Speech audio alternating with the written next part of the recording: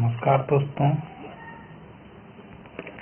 हमारे YouTube channel Kartik study line में आपका स्वागत है।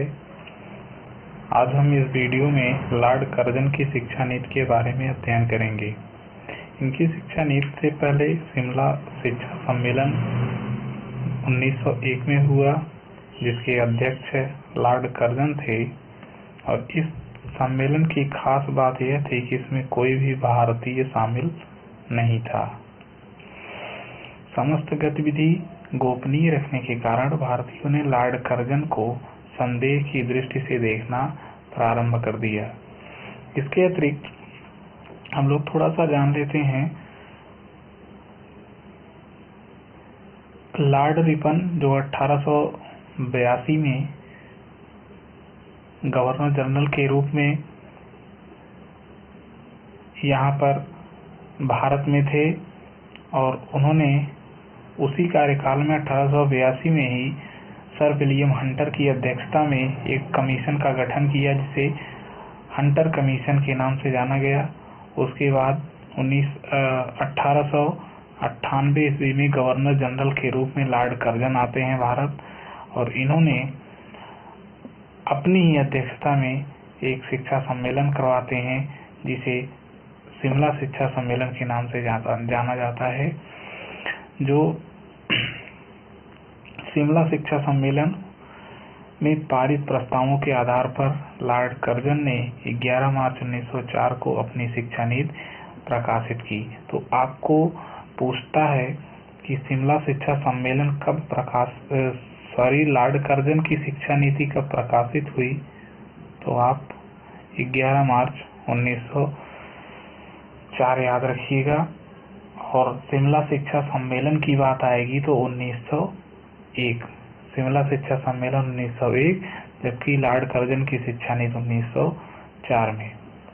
इन्होंने अपने उस शिक्षा नीति में किन किन तथ्यों पर बल दिया था, इसके बारे में हम लोग देखते हैं।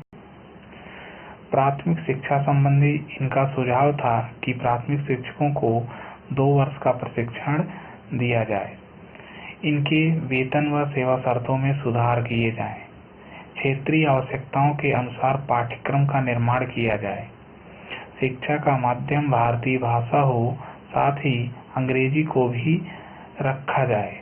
मतलब भारतीय भाषा और अंग्रेजी भाषा दोनों को शिक्षा का माध्यम बनाया जाना चाहिए, लेकिन प्राथमिकता भारतीय भाषा को ही दिया जाए।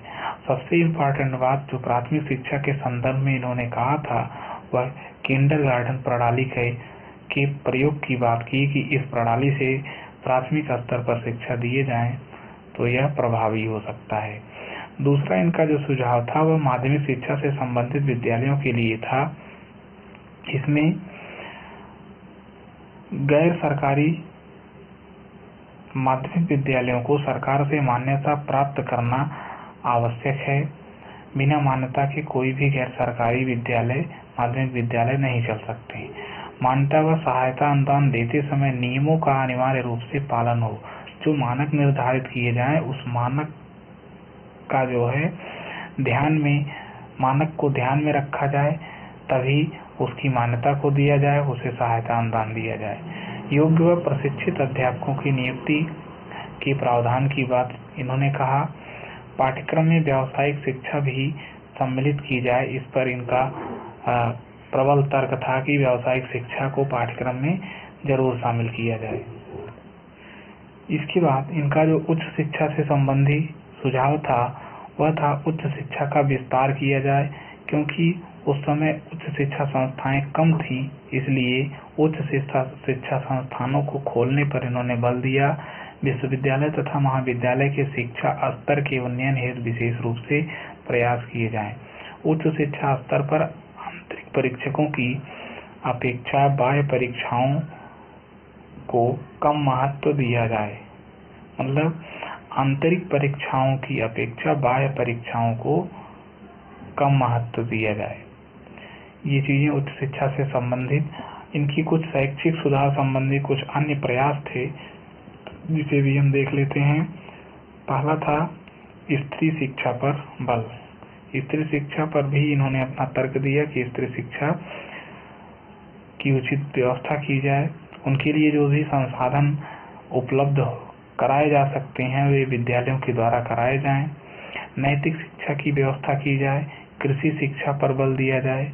पुरातत्व विभाग की स्थापना किया जाए और अधिक से अधिक शिक्षा विभागों की स्थापनाएं हों जहां से जन शिक्षा सुगम हो सके। इसकी बात लॉर्ड कर्जन ने अपनी शिक्षा नीति में कही है। दोस्तों, जो इम्पोर्टेंट फैक्ट है हम उसी को आप तक पहुंचाने का प्रयास करेंगे। कृपया आप लोग हमारे